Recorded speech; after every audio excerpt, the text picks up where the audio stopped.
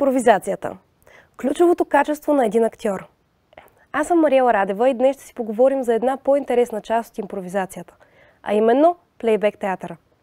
С нас е доцент доктор Антоанета Петрова, една от първите българки, докоснали се и развили този вид театър, актриса и преподавател в департамент театър към Нов български университет и основател на професионална плейбек трупа Персона. Здравейте, Антоанета! Здравейте! Как сте? Добре, пролетно. Радвам се. Можете ли да ми кажете с какво се занимавате?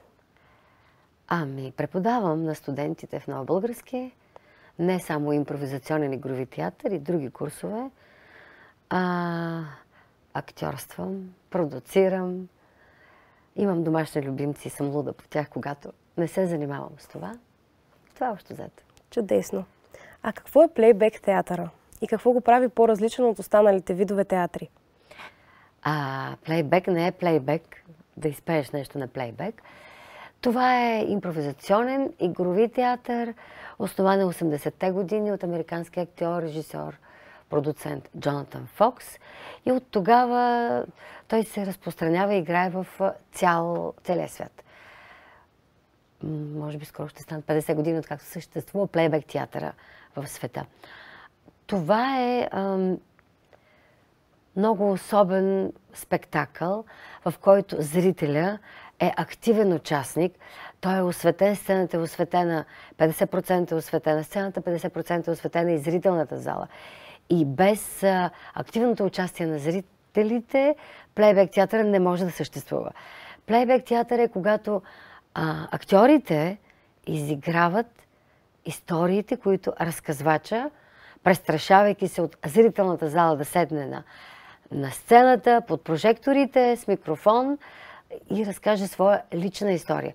Плейбек театър работи с лични истории, има катарзисен характер, когато той не лекува, не е психодрама, но когато актьорите изиграят историята, която разказвача е разказал и е направил подарък, като подарък за актьорите, самата публика, самия разказвач усеща едно удовлетворение, че има смелостта и по някакъв начин, освобождавайки се от тази история и виждайки отстрани, изпитва катарзис, най-общо казано. В такъв случай, колко важна е ролята на публиката в такъв вид спектакъл? Много важна е ролята на публиката. Аз играя плейбек театър от студентка. Участвали сме с плейбек театър в Нов български. Трупата е създадена 2007 година и сме били на кандидат студентска кампания с плейбек театър. И имам един спомен, когато бяхме в Асеновград. Кандидат студентска кампания. Читалището пълно, ученици, техните родители и ние излизаме, играем и няма история. Има форми, първа, втора, трета форма, а сега кой ще седне на стола на разказвача? Няма. Продължаваме да играем следваща форма, така. Има ли желаящи да седнат на стола на разказвача? Няма. И нямаш избор, ти трябва да затвориш. Така че без това, другото си само загряващи техники, които подготвят. Или ние не сме си свършили работата, или публиката в Асеновград не се е престрашила да седне на стола на разказвача. Значи е много важна. Абсолютно, без нея не може. Без публиката, без разказвача, спектакъл няма.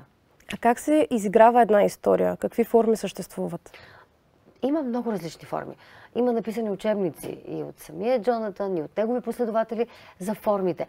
Формите са, всяка трупа се намира, си ги казва под различно заглавие, диамант, хор, флуидни скулптури, въртящи се двойки, амбивалентни двойки.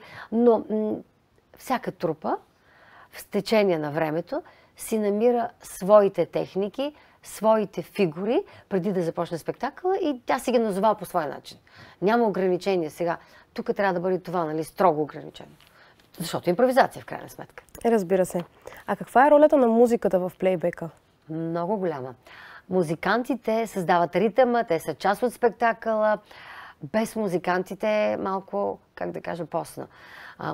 Музиканта понякога дори чисто психологически подготвя или води действието към кулминацията. Могат да бъдат един, могат да бъдат двама музиканти. Аз, когато писах доцентура върху импровизационния игрови театър, така смея да твърда, че по принцип е един. Аз, въвеждайки двама музиканти и двама водещи, някаква революция направихме. Не е чак революция, не просто някакво нововведение. Но когато са двама, става по-богато представлението. Разбира се. А какво прави диригента? Диригента, това е така наречения водещ, кондуктор, режисьор. Той движи целият спектакъл. Той прави връзката между актьорите, публиката, актьорите, музикантите. Той загрява публиката, той приканва разказвача на сцената. И ако той не е харизматичен, комуникативен, не стават. Стават по-смотано. Самото представление, ако мога така да се изразя. Разбирам. Антоанета, да попитам, вие как се запалихте по плейбек театъра? Значи, аз съм завършила Нов български и съм първият випуск актьорски на Нов български. Тогава професор Възкресия Вихарова правеше нашия дипломен спектакъл, който се наричаше Лудата на дома. И преди спектакъла имаше, предната вечер имаше загряващ спектакъл, плейбек. Ние бяхме обучени тогава те бяха психодраматисти и психотерапевти. Доктор Ангелов, доктор Маринов. Но те работеха по друг начин. Не както сега аз работя, нали, със средствата на театъра. И имахме представления преди самия спектакъл. И аз тогава много се запалих. Бях студентка трети курс. И от тогава до сега и съм се обучавала, и съм работила в социални проекти, плейбек театър в социални проекти. Винаги, в смисъл такъв, че каквито и роли да имам, каквито ангажименти да имам, в единия джоб винаги стои плейбек театъра и е голямо удоволствие. И да играя, и да водя. Само не съм била музикант, защото не съм музикант. Да ви попитам, миналата седмица мина плейбек фестивала тук в Нов български. Да. Какво е да си организатор на такъв вид събитие и като цяло как си изкарахте това приключение? Беше 3 дена, първия уикенд на април, някак си така сме го нацелили. Беше 10-то юбилейно издание на плейбек фестивала, българския БГ плейбек фестивал. Той се провежда за втора поредна година в Нов български, а иначе за трети път. Нов български е домакин, за което много благодаря на Нов български.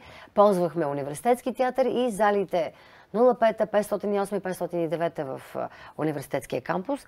Не е трудно, защото когато си организатор, трябва да се грижиш от обяда до кафето, до кафе паузите, до workshopите, до това залата да бъде почистена,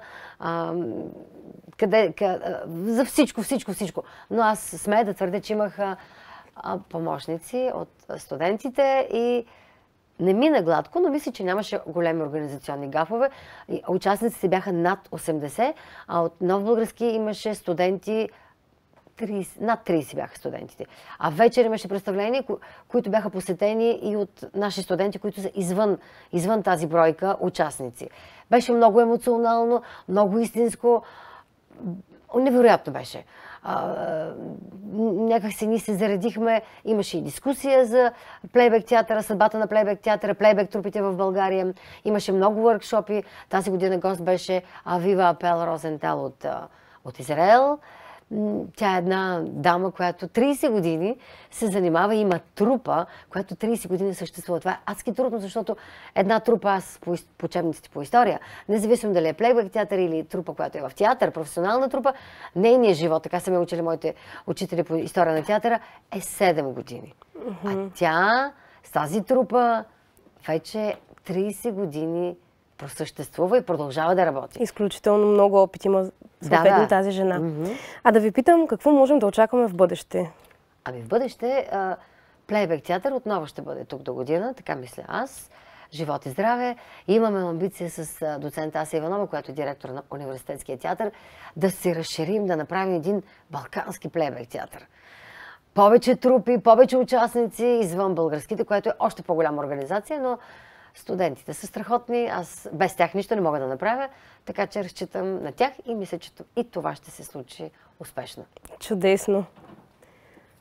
Благодарим ви, че приехте нашата покана.